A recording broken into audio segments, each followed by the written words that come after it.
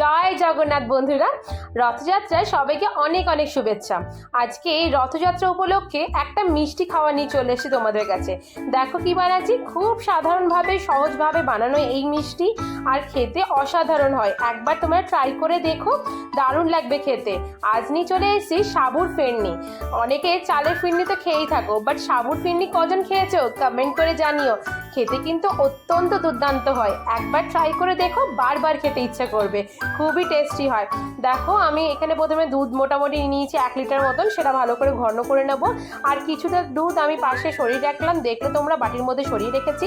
সেটাকে এবার আমুল যে 10 টাকার পাউচগুলো হয় সেগুলো একটা নিয়ে নিয়েছি, কেটে ভালো করে মিশিয়ে নিয়েছি দুধটার সাথে।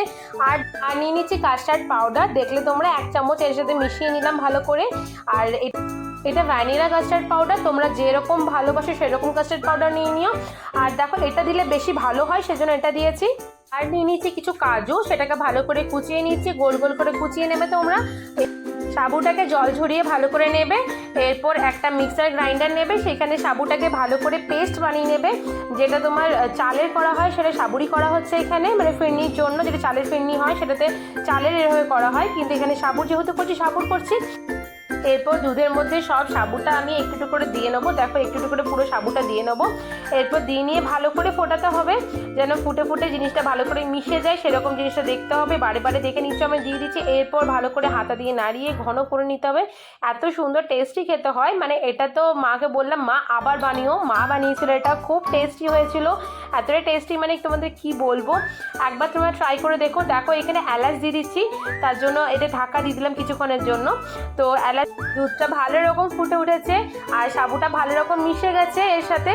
একবার আমার কথা শুনে তোমরা বানিয়ে দেখো, আশা করি তোমাদের ভালো লাগবে। এরপর এখানে চিনি দিয়ে স্বাদ মতন, মানে তোমরা যেমন মিষ্টি খেতে পছন্দ করো, তোমরা যদি হালকা মিষ্টি খেতে পছন্দ করো তো কম দেবে, আর বেশি করলে বেশি দেবে। তো আমি এখানে হালকা মিষ্টি দিয়েছি। আর দিয়ে দিলাম এলাচ গুঁড়োটা, দেখলে তো আগে থেতো করে নিয়েছি এলাচটাকে, তারপরে যে পাউডারটা দিয়ে দিয়েছি এর মধ্যে। এরপর দিয়ে দিচ্ছি একটু একটু করে কাস্টার্ড পাউডার আর মিল্কের যে মিশ্রণটা বানিয়েছিলাম সেটা, মানে আমুল স্প্রে আর কাস্টার্ড পাউডারে দিয়ে তারপরে ঘেটে নিয়ে তারপরে নামিয়ে নিচ্ছি। কাজু ছড়িয়ে কাজু দিয়ে দিলাম নামানোর আগে। দেখো কি টেস্টি লাগছে দেখতে, সত্যি খেতে অসাধারণ হচ্ছে। একবার তোমরা ট্রাই করো, আশা করি তোমাদের খুব পছন্দ হবে, একবার দেখো। হ্যাঁ, আর যদি ভিডিওটা ভালো লেগে থাকে অবশ্যই একটা সাবস্ক্রাইব করে দিও, লাইক করে দিও আর শেয়ার করে দিও। থ্যাংক ইউ আজকের জন্য।